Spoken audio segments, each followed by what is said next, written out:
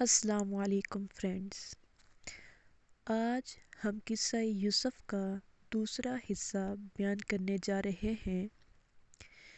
پہلے حصے میں ہم نے دیکھا تھا کہ یوسف علیہ السلام کو ان کے سوتیلے بھائیوں نے کیسے ان کے باپ یعقوب علیہ السلام سے جدا کیا اور کیسے یوسف علیہ السلام کنعان سے مصر پہنچے۔ آج ہم دیکھیں گے کہ عزیز مصر کی بیوی اور یوسف علیہ السلام کی کیسے ملاقات ہوئی یا ان دونوں کا کیا واقعہ تھا۔ لیکن سب سے پہلے اگر آپ ہمارے چینل پر نئے ہیں تو آپ سے گزارش ہے کہ ہمارے چینل کو سبسکرائب کر دیں اور نیچے بیل آئیکن پر کلک کر دیں تاکہ ہمارے آنے والی ہر نئی ویڈیوز کا نوٹیفیکیشن آپ کو ملتا رہے۔ عزیز مصر کی بیوی اور یوسف علیہ السلام۔ حضرت یوسف علیہ السلام کا جوانی کا عالم تھا۔ حسن و خوبروئی کا کوئی پہلو ایسا نہیں ہے جو ان کے اندر موجود نہ ہو۔ جمال و رعنائی کا پیکر مجسم رخ اور روشن شمس و قمر کی طرح منور، عصمت و حیا کی فراوانی، سونے پر سہاگا اور ہر وقت کا ساتھ۔ عزیز مصر کی بیوی دل پر قابو نہ رکھ سکی، دامن صبر ہاتھ سے چھوٹ گیا۔ یوسف پر بہزار جان پروانہ وار قربان ہونے لگی، مگر ابراہیم علیہ السلام کا پوتا اسحاق و یعقوب کا نور دیدہ خانوادہ نبوت کا چشمہ چراغ اور منصب نبوت کے لیے منتخب بھلا اس سے یہ کس طرح ممکن تھا کہ ناپاکی اور فحش میں مبتلا ہو اور عزیز مصر کی بیوی کے ناپاک عزم کو پورا کرے۔ عزیز مصر کی بیوی زلیخا کا جادو نہ چل سکا۔ زلیخا کا جادو نہ چل سکا، لیکن مصر کی اس آزاد عورت نے جب اس طرح جادو چلتے نہ دیکھا تو ایک روز بے قابو ہو کر مکان کے دروازے بند کر دیے اور اصرار کرنے لگی کہ مجھے شاد کام کر۔ حضرت یوسف علیہ السلام کے لیے یہ وقت سخت آزمائش کا تھا۔ شاہی خاندان کی نوجوان عورت شعلہ حسن سے لالا رو، محبوب نہیں بلکہ عاشق، آرائش حسن کی بے پناہ نمائش، عشوہ ترازیوں کی بارش۔ ادھر یوسف علیہ السلام خود نوجوان، دروازے بند، کسی کا نہ خوف اور نہ ڈر، مالکہ خود ذمہ دار، حالات ہر طرح سازگار۔ مگر کیا حالات کی سازگاری سے یوسف نے ایک لمحہ کے لیے بھی عزیز مصر کی بیوی کی حوصلہ افزائی کی؟ کیا اس کے دل نے قرار چھوڑ کر بے قراری کی؟ کیا نفس نے ثبات قلب کو ایک لمحہ کے لیے بھی متزلزل کیا؟ نہیں، ہرگز نہیں، بلکہ اس کے برعکس اس پیکر عصمت، امین نبوت، محبت وحی الہی نے دو ایسے معقول و محکم دلائل سے اس مصری حسینہ کو سمجھانے کی کوشش کی جو ایک ایسی ہستی ہی سے ممکن تھے جس کی تربیت براہ راست آغوش الہی میں ہوئی ہو۔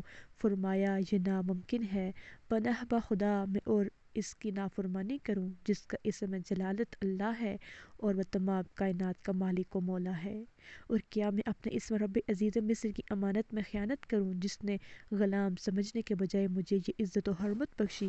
اگر میں ایسا کروں تو ظالم ٹھہروں گا اور ظالموں کے لیے انجام و مال کے اعتبار سے کبھی فلاح نہیں ہے۔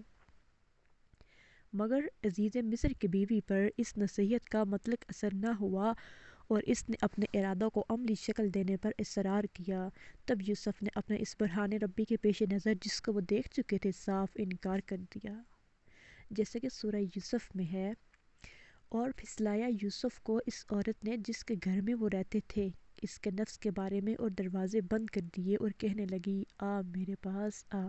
یوسف نے کہا خدا کی پناہ، بلا شبہ عزیز مصر میرا مربی ہے جس نے مجھے عزت سے رکھا، بلا شبہ ظالم فلاح نہیں پاتے۔ اور البتہ اس عورت نے یوسف سے ارادہ کیا اور وہ بھی ارادہ کرتے اگر اپنے پروردگار کی برہان نہ دیکھ لیتے، اور اس طرح ہوا تاکہ ہٹائیں ہم اس سے برائی اور بے حیائی کو، بے شک وہ ہمارے مخلص بندوں میں ہے۔ وہ برہان رب کیا تھا؟ جس برہان کو دیکھ کر حضرت یوسف علیہ السلام بدی کے ارادے سے بھی باز رہے، وہ کیا تھا؟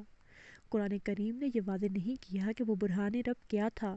قرآن مجید نے اپنے بلیغانہ اور معجزانہ خطابت میں خود ہی اس کو اس طرح بیان کر دیا ہے کہ اس کے بعد سوال کی گنجائش باقی نہیں رہتی۔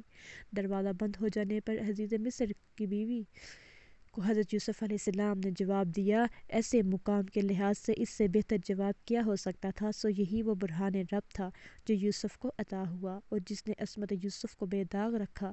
یہی وجہ ہے کہ قرآن نے اسے اس کے بعد بڑے شدت سے بیان کیا، کذالک، یوں ہی ہوا، تاکہ ہٹا دیں ہم اس سے برائی اور بے حیائی، بے شک وہ ہمارے مخلص بندوں میں سے ہے۔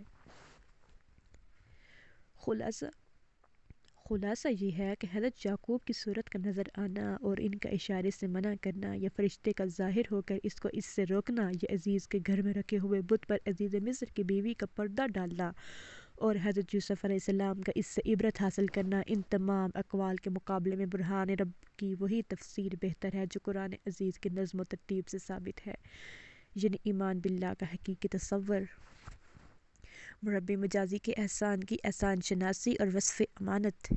بہرحال حضرت یوسف جب دروازے کی طرف بھاگے تو عزیز کی بیوی نے پیچھا کیا اور دروازہ کھل گیا۔ سامنے عزیز مصر اور عورت کا چچا زاد بھائی کھڑے تھے۔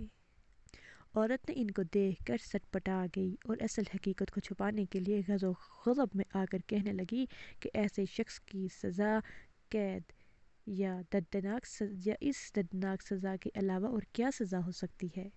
عزیز مصر کو قید خانہ میں ڈال دیا جائے کیونکہ اس نے تیری بیوی کے ساتھ ارادہ بد کیا۔ حضرت یوسف علیہ السلام نے اس کے مکر و فریب کو سنا تو فرمایا، یہ اس کا بہتان ہے، اصل حقیقت یہ ہے کہ خود اس نے میرے ساتھ ارادہ بد کیا تھا، مگر میں نے کسی طرح نہ مانا اور بھاگ کر باہر نکل جانا چاہتا تھا کہ اس نے پیچھا کیا، اتفاقاً سامنے آپ نظر آ گئے تو اس نے یہ جھوٹ گڑھ لیا۔ عزیز کی بیوی کا چچا زاد بھائی ذکی یعنی سمجھدار اور ہوشیار تھا۔ اس نے کہا، یوسف کا پراہن دیکھنا چاہیے، اگر وہ سامنے سے چاک ہے تو عورت راست باز ہے، اور اگر پیچھے سے چاک ہے تو یوسف صادق القول ہے اور عورت جھوٹی ہے۔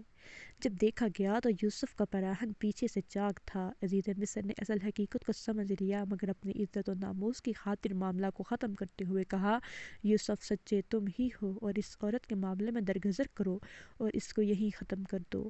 اور پھر بیوی سے کہا، یہ سب تیرا مکر ہے اور تم عورتوں کا مکر و فریب بہت ہی بڑا ہوتا ہے، بلا شبہ تو ہی خطا کار ہے، لہٰذا اپنی اس حرکت بد کے لیے استغفار کر اور معافی مانگ۔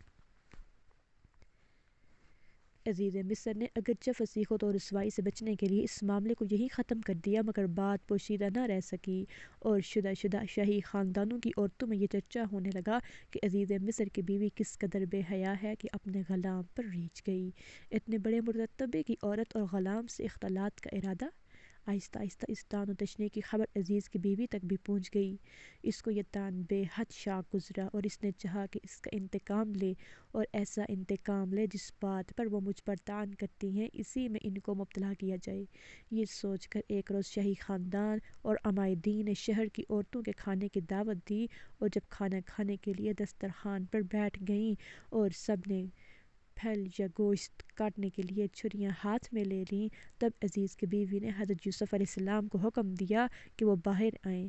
حضرت یوسف علیہ السلام مالکہ کے حکم سے باہر نکلے تو تمام عورتیں جمال یوسف کو دیکھ کر دنگ رہ گئیں اور رخ انور کی تجلی و تابانی سے اس قدر متاثر ہوئیں کہ چیزیں کاٹنے کے بجائے بے خودی میں اپنے ہاتھ کاٹ لیے، اور بے ساختہ کہنے لگی کہ کون کہتا ہے یہ انسان ہے، خدا یہ تو نور کا پتلا اور بزرگ فرشتہ ہے۔ یہ دیکھ کر عزیز کی بیوی بے حد محظوظ ہوئی، اپنی کامیابی اور ان کی شکست پر فخر کرتے ہوئے کہنے لگی، یہی تو وہ غلام ہے جس کے اس کو محبت کے بارے میں تم نے مجھ کو مطعون کر رکھا ہے، اب اس کو دیکھ کر خود تمہارا حال کیا ہے؟ اب تم خود ہی بتاؤ، میرا یہ عشق بجا ہے یا بے بجا، اور تمہاری ملامت پر محل ہے یا بے محل؟ مصری عورتوں کی یہ مدہوشی دیکھ کر اس کو مزید حوصلہ ہو گیا، اور شرم و حیا کے سارے حجاب درکنار کر کے اس نے اپنے برے ارادے کا ایک مرتبہ پھر اظہار کیا، اور یہ بھی کہا کہ بے شک میں نے اس کا دل اپنے قابو میں لینا چاہا تھا، مگر وہ قابو میں نہ ہوا، مگر یہ کہہ دیتی ہوں اگر اس نے میرا کہنا نہ مانا تو اس کو جیل جانا پڑے گا اور بہت ذلیل و خوار ہوگا۔ ذرا ان حالات کا جائزہ لیتے ہیں جن حالات میں یوسف مبتلا تھے۔ 19-20 سال کا ایک خوبصورت نوجوان ہے جو بدویانہ زندگی سے بہترین تندرستی اور بھری جوانی لے کر آیا ہے۔ جلا وطنی اور جبری غلامی کے مراحل سے گزرنے کے بعد قدرت اسے رئیس اور رکن سلطنت کے گھر لے آئی ہے، جہاں پہلے تو خود گھر کی بیگم ہی اس کے پیچھے پڑ جاتی ہے، جس سے اس کا شب و روز کا سابقہ ہے، پھر اس کے حسن کا چرچا پورے دارالسلطنت میں ہونے لگتا ہے اور شہر بھر کے امیر گھرانوں کی عورتیں اس پر فریفتہ ہو جاتی ہیں۔ اب ایک طرف وہ اور دوسری طرف سینکڑوں خوبصورت جال ہیں جو ہر وقت ہر جگہ اسے پھانسنے کے لیے پھیلے ہوئے ہیں۔ اس حالت میں یہ خدا پرست نوجوان جس کامیابی کے ساتھ ان شیطانی ترغیبات کا مقابلہ کرتا ہے، وہ بجائے خود کچھ کم قابل تعریف نہیں ہے، مگر اس پر بھی وہ اپنی بشری کمزوریوں کا خیال کر کے کانپ اٹھتا ہے اور نہایت عاجزی کے ساتھ خدا سے دل ہی دل میں مدد کی التجا کرتا ہے کہ اے رب، میں ایک کمزور انسان ہوں، میرا اتنا بل بوتا کہاں کہ ان بے پناہ ترغیبات کا مقابلہ کر سکوں، تو مجھے سہارا دے اور مجھے اپنی پناہ میں رکھ، ڈرتا ہوں کہ کہیں میرے قدم نہ پھسل جائیں۔